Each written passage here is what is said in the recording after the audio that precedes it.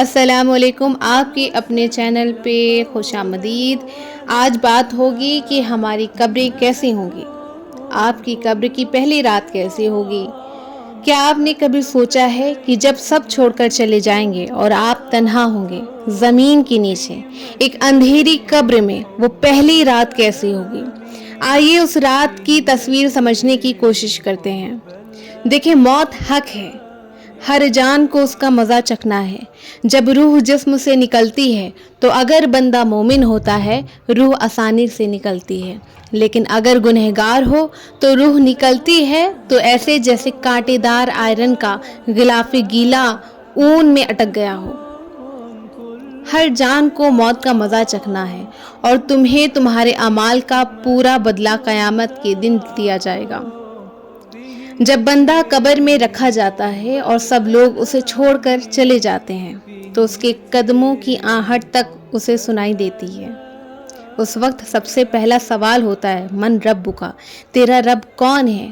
اگر مومن ہے تو کہہ دیتا ہے ربی اللہ، میرا رب اللہ ہے، اور اگر منافق یا کافر ہے تو کہتا ہے ہاں لا ادری، مجھے نہیں پتا۔ مومن کی قبر کیسی ہوتی ہے؟ فرشتے آتے ہیں، اس کے لیے جنت کے دروازے کھول دیے جاتے ہیں، قبر روشن اور کھلی ہوتی ہے۔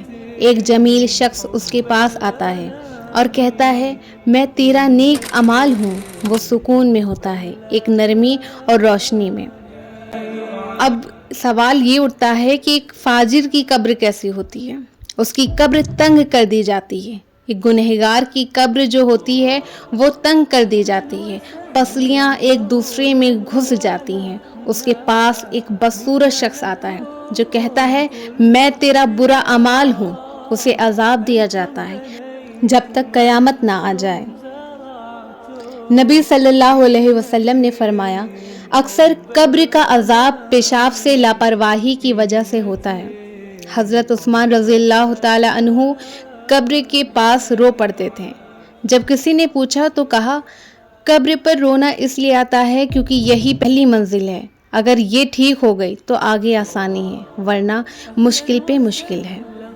زندگی ایک امتحان ہے اور ایک دن اس کا سفر ختم ہوگا اور ہم دنیا کی رنگوں میں رنگ گئے ہیں، ہم تو بھول ہی گئے ہیں کہ ہمیں تو مرنا ہے۔